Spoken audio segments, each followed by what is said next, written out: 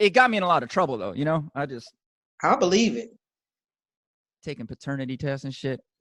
Like some girl, I never saw this chick. God damn it! I'm gonna see. You're a hairdresser. Why do people just open up to you like this? I don't. No, because you know what? Because I'm just real. Like, man, all walks of life, we all experience something here. Yeah, this girl, I never even saw her before 1:30 a.m. for like just 2 weeks or whatever. Like, I didn't know her last name or nothing. And we hooked up a couple times, and then I stopped, you know, kind of ghosted her. And then she kept blowing me up. I remember after, and I wasn't picking up her calls. And then she kept hitting me up, and I'm like, oh, she probably needs her glasses because she left her glasses. And I'm like, she probably can't see because I put like all, you know, when girls try to like mark your house up with like hair ties and shit, I put all that shit in a lost and found. Yeah. I put all that shit. Yeah, I would always clean my house. Like I would put that shit in a lost and found box, and then I'd let my sister look through it after 2 weeks, so she get like watches and shit. But like she kept hitting me up, and then she told me, yeah, that she was pregnant or whatever, and she thinks that it's either me or her ex-boyfriends at the time.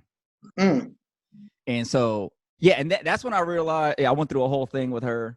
She brought the baby over, and she was Asian too, which is real fucked up because like you can't tell with an Asian baby. She had the baby.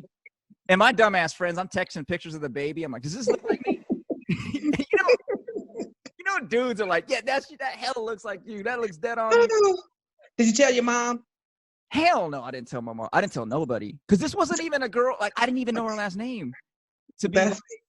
I wouldn't have told nobody either until I for sure knew. Because I was dating another girl at the time, and I'm like, this girl's about to find out a bombshell here in a little bit. I don't know how I bring this up. But she, I held the baby, and then she's like, what are you thinking about? You know, because I like took his beanie off, and I'm looking at him, and he had a big old like birthmark on his head. I'm thinking I want to get tested still. Like I want to, you know, get the test. Because she's like, nah, you don't need the test. It's 100% yours. And I'm like, nah. I was like, nobody in my family got birthmarks like that. It was like a Gorbachev. Remember Gorbachev back in the day? Yeah. It looked like Russia on his head. And none of my family got that. So we went and got a paternity test. And I found out I was in line